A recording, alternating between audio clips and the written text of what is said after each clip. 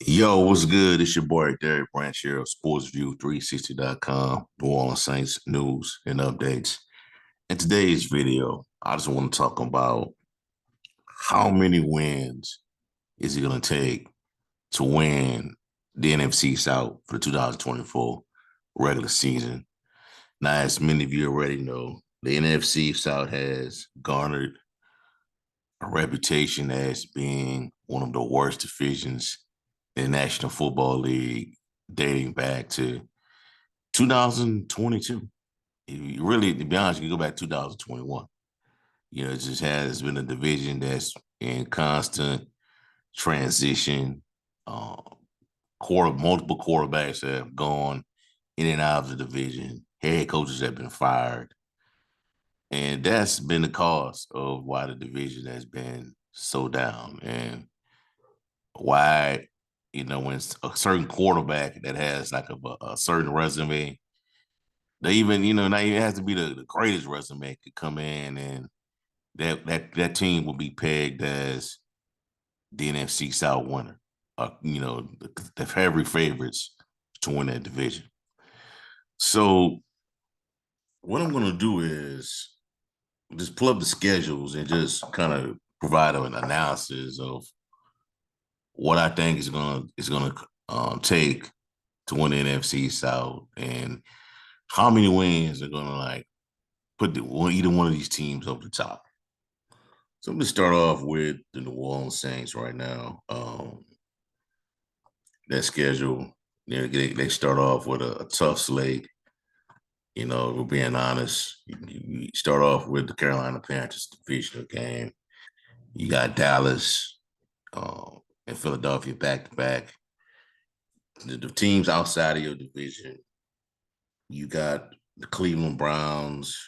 You got the Rams, Giants. You play the NFC East, you know, and that's the thing about the teams in the division. They all have same identical schedules for the most part. It just there may be slight variations where this team in the division face disappointment opponent while the other team face this opponent. There's one or two different teams that they face in the AFC. And for the Saints, their AFC opponent is that extra game they've added to the season is the Cleveland Browns. You know, the keys for the Saints to win this division, man, it's going to be getting up to I would say a moderate good start to even have a chance. Because there's a point because it can easily um, start off 1-3, 1-4, because you played the defending Super Bowl champions, the Kansas City Chiefs. We played the Atlanta Falcons, who everybody has projected as heavy favorites to win the NFC South this season. Two back-to-back games against the best teams in the NFC and the Dallas Cowboys and the Philadelphia Eagles. Eagles have reloaded their roster in the offseason. Made some spectacular moves where their team is going to be really good. Cowboys didn't do a whole lot during the offseason, but you bring back their core of top contributors from last season, and they'll be a really good football. They're still going to be a really good football team. You know, uh, you played Denver, a reunion with Sean Payton, uh, Tampa Bay twice. You got the Chargers, Browns, Falcons, Panthers, Rams, Giants, Green Bay rematch again. This time it's in Well, it was in Lambeau last year, but they were playing in a time where the period where conditions were very favorable to where the Saints could win, and that didn't happen. So they rematched them. They play them again in Lambeau, but this time it would be Colt. And they played Raiders, Commanders, close out against the Bucks. So there is that, man. They got the key for them to win in this division is to get out to a moderate, strong start, good start, and there's a period where they can go on a run to win a couple of games to keep themselves afloat in this division. So I think the game where it could determine everything for the Saints could possibly be against the Atlanta Falcons, the rematch. So that's a game to keep an eye on. By that time, both teams could possibly be in the race to win the NFC South, or it could be, I would say, yeah, the rematch on November. Both teams could be in a situation where they could win the NFC South, or one team, or either one of the teams could be pretty much out of it by that time. We'll know for sure how the Saints do in these first 6 or 7 games to start that season. So go to Tampa Bay. The Tampa Bay schedule. Now the thing is, I'm gonna just put this out there, and you might disagree with this, but I think no team is going to run away with this division. I just don't. Because based on the way everything's set up with the schedules, you know what I'm saying? And the teams that they're facing, man, each team in the division are going against some really good quarterbacks. Each team in the division will be playing against Patrick Mahomes. You know what I'm saying? They're playing, Saints played Jordan Love this season again, who's gotten really get better. Tampa Bay, look at their schedule. You play they play the Detroit Lions, Jared Goff. They face Lamar Jackson. They play Patrick Mahomes. They got the 49ers out, Brock Purdy. You know what I'm saying? So everybody is going to be tasked with facing a really good quarterback. You know what I'm saying? Tampa Bay, you bring back the band. You bring back Mike Evans. Antoine Winfield got re-signed. Levante David returns. You let go of Devin White. But I think you're in good hands. You got Vita Vea. Kalijah Kancey, the rookie, going into his second year.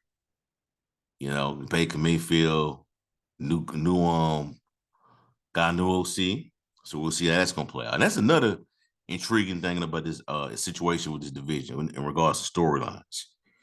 Each team in this division is going to be installing a new offense. Carolina, Dave Canales is a new head coach.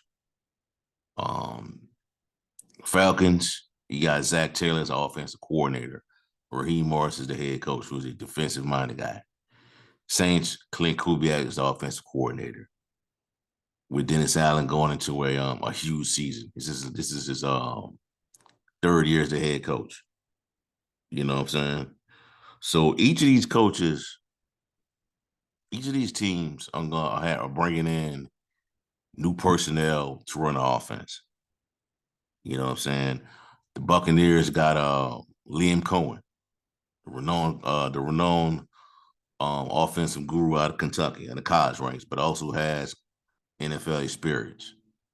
So that's some of the things that to keep in mind as well, because I wouldn't be surprised is that if all 4 of the teams in the division have get off to a really sluggish start. I wouldn't be surprised. So that's why I don't think nobody's going to run away with this division. And Kirk Cousins, he comes off an Achilles, coming off an Achilles injury at that age. How efficient can he be as a passer? You know what I'm saying? Because recovering from these injuries, the time off, the time away from playing, that stuff at that playing coming back at an older age as a quarterback, that stuff adds up. You know what I mean? They play against the NFCs.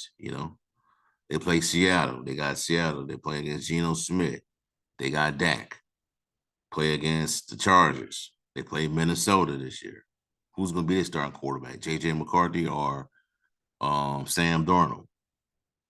Now, I think out of all the schedules, Falcons may have the easier path. They don't face Brock Purdy.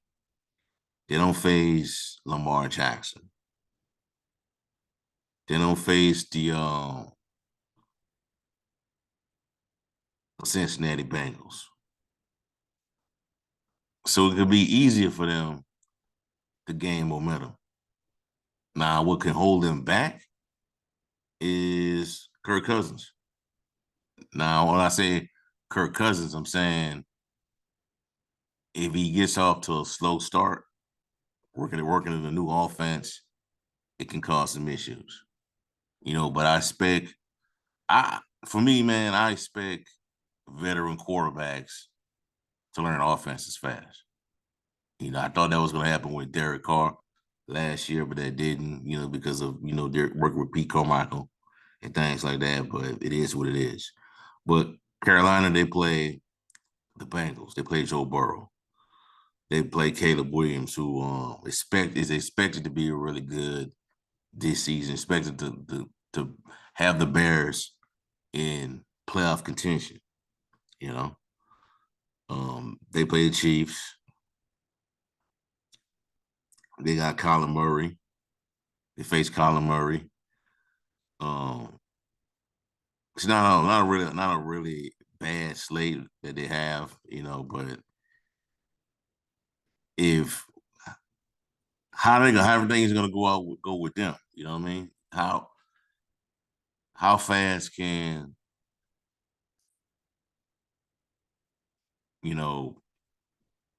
Bryce Young pick up Dave Canal's system? Because he did wonders for Baker Mayfield, man. Did really well with that guy. And Dave Canales going to his first year as a head coach with the Carolina Panthers. No coaching experience. First time as a head coach. It's going to be something interesting to see. You know what I'm saying? With his football team. And some people have him as a playoff team. Based on what I've read. And their schedule isn't really that bad. It's not. There are some games where Carolina could probably pull one out. There is. You play the Broncos, the Giants. Arizona could be a winnable game. But we'll see how it play out, because what really matters is how good are you in division play. You know what I'm saying? But the thing is, you can't get far behind on your record outside of the division play, and try to get yourself back in contention. Because that's what happened with the Saints. That's how the Saints screwed themselves last season after having one of the most easiest slates in NFL history. They just kept losing games outside of the division, and you're losing games in the division as well, and it caught up to you. And by the time you started to gain momentum at the end of the season, it was too late. You no longer had control of your destiny. So that's something you gotta think of. So it's possible that you can win the division at an 8-9 record like Tampa Bay did, but you can't. It depends on how bad the other teams are in the division. Because if the other teams in the division aren't bad, are not bad, or are they competitive, you could be in trouble. So those are some things you got to take into consideration. So we'll see how everything play out. So in regards to how many wins it's going to take to win NFC South this season, I'm going to say it's going to be at least 10 wins. 9 to 10 wins wins the NFC South this season. And I don't believe that you're going to have a second playoff team in the NFC South this season. I just think it's going to be the division winner and everybody else gonna be playing for scraps. Once it's all said and done, you know what I mean. I don't think. I just think that the competition outside of the division, the level of teams that are going to be in playoff hunt is going to be very, very difficult to put yourselves in the conversation to win to clinch a wild card playoff berth outside of winning the NFC South. This thing is going to be just too hard to do. You know what I mean? And each of these teams, like I said, each of these teams are installing new offenses. You know, so I don't be surprised if one team if all these teams start off real bad to kick off the 2024 season. You know, so we'll see how we just gotta wait and see how everything's gonna play out, man. But I think it's gonna take 9 to 10 wins to win the NFC South this season. I just do. It's gonna be once again one to be ranked. They're gonna be ranked as one of the worst divisions in the NFL to start 2024 season, similar to how it was last year. So we'll just gotta wait and see how everything's gonna play out. All right. All right, so all I have for y'all for right now, man. Give me a like, comment, subscribe to the channel. Let me know how you feel. How many wins do you think is going to take to win the NFC South this season? Also, check out sportsview360.com/Saints for latest content on the New Orleans Saints organization. Have a blessed day. Peace. I'm out.